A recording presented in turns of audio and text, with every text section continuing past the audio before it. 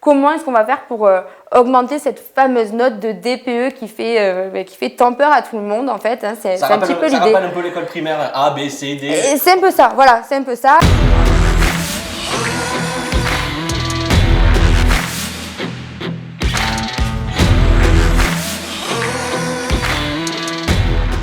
Salut à tous et aujourd'hui on se retrouve encore sur le plateau télé avec Romane de Jimo Diagnostic. Bonjour. Bonjour Romane. Alors aujourd'hui on va répondre un petit peu à la question que quasiment tout le monde se pose. Comment avoir une bonne note DPE?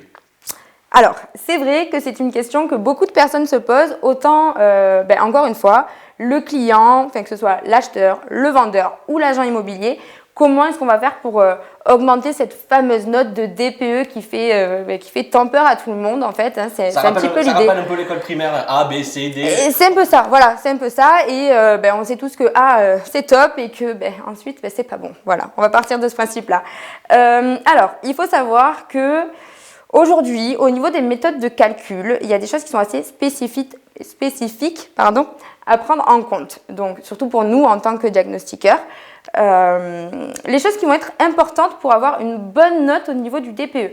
Alors déjà, c'est d'avoir un maximum de documents à nous fournir, à nous, pour qu'on puisse être le plus précis possible lorsqu'on remplit au niveau des informations, ce qu'il faut qu'on sache.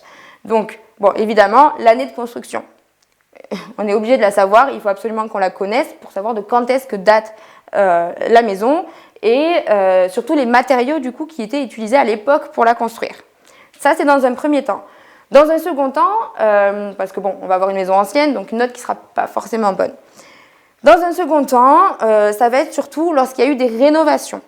Le point très important, le conseil que je donne du coup à toutes ces personnes qui vont pouvoir regarder ces petits conseils, c'est lorsque vous réalisez des travaux à l'intérieur de votre maison, gardez toujours toutes les factures.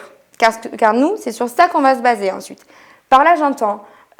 si vous refaites votre isolation, c'est bénéfique pour votre maison, c'est important qu'on le sache parce que ça va faire augmenter la note du DPE. Si vous changez tous les chauffages, si vous changez de chaudière, si vous décidez de rajouter une clim, si vous améliorez au niveau de vos fenêtres aussi par exemple, si vous passez sur du double vitrage alors que vous étiez en simple, toutes ces choses-là, c'est des choses qui vont vous faire gagner au niveau de la note en DPE. Donc finalement, comment améliorer sa note au niveau du DPE?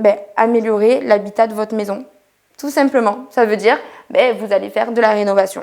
C'est que comme ça que vous pourrez gagner au niveau de votre DPE et le sortir avec un DPE un peu plus mieux noté, tout simplement. D'après vous et d'après votre expérience un petit peu sur tous les diagnostics que vous avez pu réaliser, est-ce que la note du DPE peut faire jouer sur le prix de la maison? Alors, ça va dépendre. Même si c'est un petit peu notre métier aussi, on le sait, mais peut-être que par expérience, au fait de voir un petit peu le prix des maisons et des diagnostics réalisés, est-ce que ça joue? Alors, ça va dépendre le type de client que vous avez en face de vous. Donc là, comme vous disiez, c'est plus votre métier à vous, hein, c'est vous qui allez pouvoir cibler un petit peu tout ça. De manière générale, je pense que c'est plus à titre informatif, surtout quand on va acheter de l'ancien et qu'on prévoit de faire des travaux derrière. C'est un petit peu intéressant de savoir où on en est. Je pense, en tout cas, en me plaçant en tant qu'acheteuse, je trouve que c'est intéressant de savoir, c'est pas ça qui va faire baisser le prix. Par contre, là où ça devient important, c'est lorsque c'est une surprise pour l'acheteur. Donc par là, j'entends, vous n'avez pas réalisé les diagnostics immobiliers de votre maison, l'acheteur se rend finalement compte à la fin, lorsque vous arrivez lors du compromis, qu'on se retrouve avec une maison qui a un DPE super mal noté, E ou F. Là, par contre, ça va pouvoir être un levier pour lui et dire, mais écoutez, moi, j'étais pas au courant, je ne savais pas que cette maison était dans tel état. Là, je vais pouvoir en jouer. Et là, il va pouvoir négocier son prix de vente.